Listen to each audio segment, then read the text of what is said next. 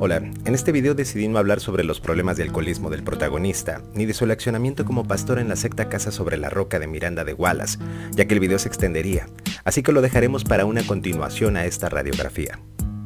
Felipe Calderón suele definirse a sí mismo en tono heroico desde hace años como un hijo desobediente. Nacido en el seno de una conocida familia panista donde su padre Luis Calderón destacó como historiador del partido, parece que poco heredó de ese talento. Aunque sus fanáticos suelen pintarlo como un maestro por Harvard y talentoso abogado, la realidad es que Calderón fue solo un estudiante mediano. A diferencia de su padre, Calderón no fue estudiante de la UNAM porque no pasó el examen de admisión. Tampoco lo fue de la Universidad Nicolaita de Michoacán porque fue rechazado por falta de méritos académicos. De ahí se vio obligado a enrolarse en una universidad privada. Son muchas las cuestiones que pueden hacer que una persona falle en un examen de filtro universitario, y eso en sí mismo no es una determinante de nada. Pero en el caso de Calderón, da mucho de qué pensar cuando en julio de 2012 mintió al decir que tanto la UNAM como la Nicolaita lo habían rechazado por sobrecupo y por no provenir de sus bachilleratos, cuestión que suena más a pretexto de al aplicante que no se pudo quedar en la institución. Hizo carrera en las Juventudes Panistas, accedió a algunos cargos de manera plurinominal y llegó a ser dirigente nacional del PAN en 1996 con la autopresunción de ser el último intelectual panista, según Carlos Castillo Peraza, su mentor político. Su presidencia partidista quedó marcada por haber actuado de manera indigna ante uno de los peores robos de la historia, el Fobaproa, que en público se comprometió a no aprobar, pero de espaldas a la nación terminó apoyándolo junto con el PRI. Luego su carrera siguió marcada por la deshonestidad y el oportunismo.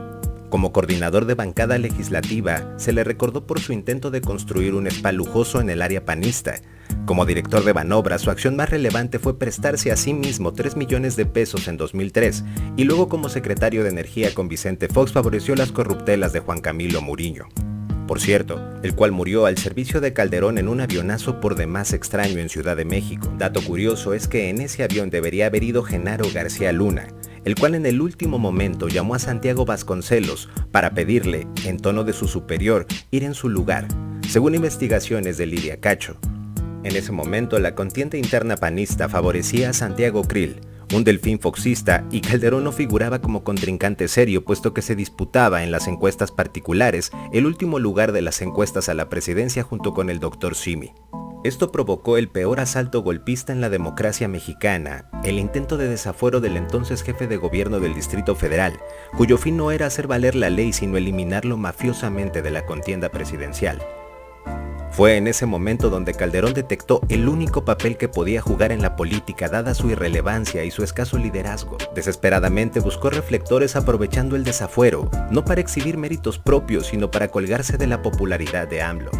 Así, en abril de 2005, en un acto oportunista, Calderón se ofreció a dar asesoría legal al jefe de gobierno ante la embestida del juicio y estuvo detrás de los 2 asambleístas del PAN que pagaron los 3,000 pesos de multa por el desacato cometido por López Obrador, a la par que le exigían en medios debatir con él.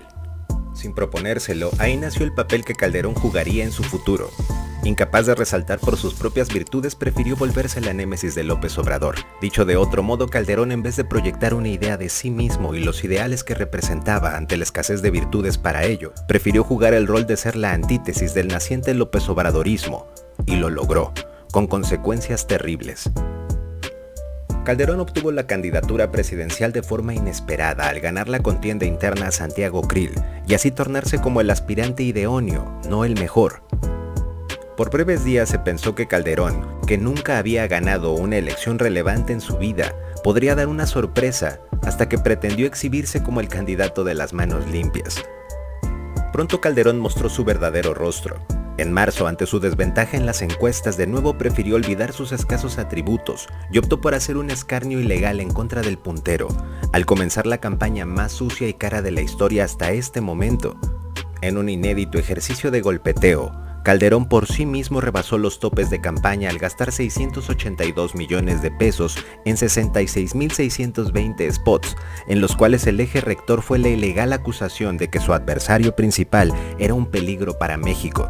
Aunado a ello, Vicente Fox, de forma criminal, emitió la que a su vez fue la intervención delictiva más cara de la historia, al pisotear el COFIPE y emitir 462,000 spots, un gasto de 1.709 millones de pesos para alentar el voto por su partido, mandando al diablo las instituciones como el IFE y el Tribunal Electoral del Poder Judicial de la Federación, que le exigían no hacerlo, pero no hicieron nada al respecto.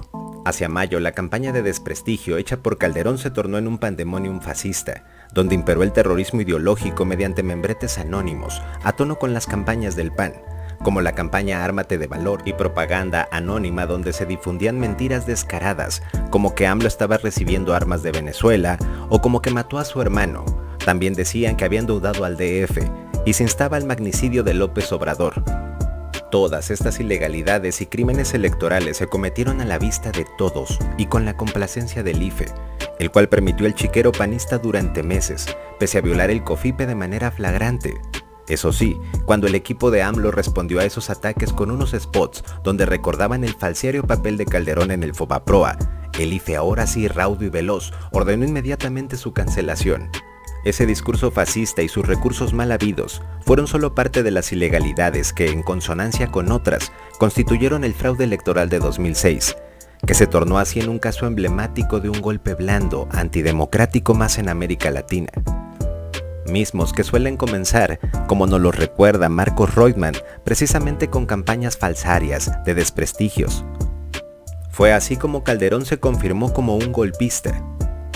Atenidos a lo estrictamente simbólico, la sociedad de la campaña calderonista fue una regresión antidemocrática. Ante la falta de atributos propios, el panista prefirió mancillar los méritos ajenos, usando técnicas propias de Joseph Goebbels. Bien dijo alguna vez Castillo Peraza, mentor político de Calderón, quejándose de que algunos de sus discípulos antes de mal aprender a escribir habían aprendido a escupir. En suma, la campaña de Calderón en 2006 fue un cúmulo de escupitajos, no hacia sus adversarios sino contra la democracia misma. Ya como presidente de facto, su tono escupidor se mantuvo. El cronista Jaime Avilés documentó en noviembre de 2007 cómo desde la Subsecretaría de Gobernación calderonista se operaba un ejército de cuentas automatizadas, de correos electrónicos, que hacían lo que hoy hacen los llamados bots.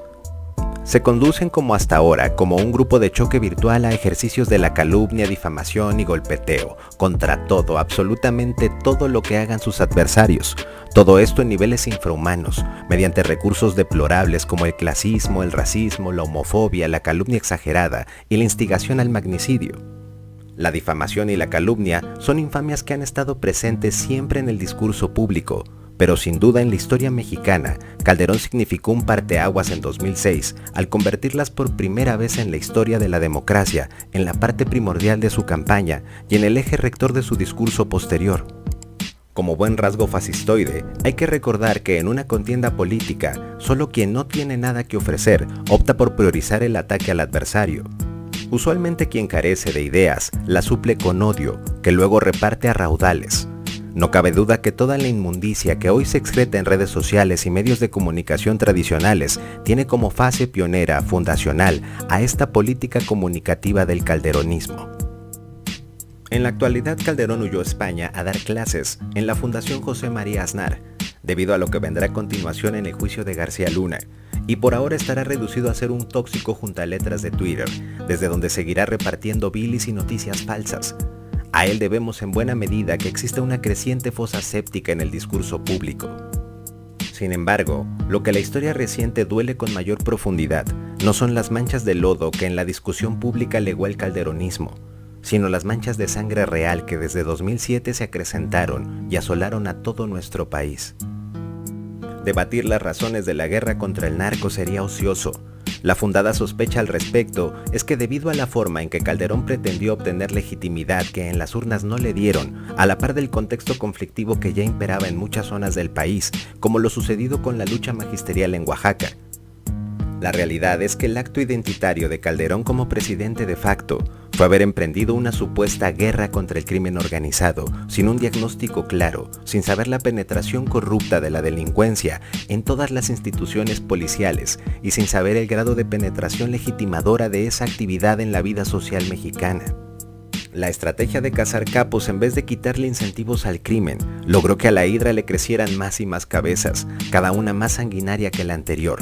Esto devino en más de 120.000 muertes violentas y un rosario de episodios dolientes en ese sexenio que en la memoria histórica no sanarán, como la masacre de San Fernando o la infamia que el ejército haya asesinado a 2 estudiantes de excelencia en Monterrey y después haya escupido en sus cadáveres al calumniarlos diciéndoles sicarios.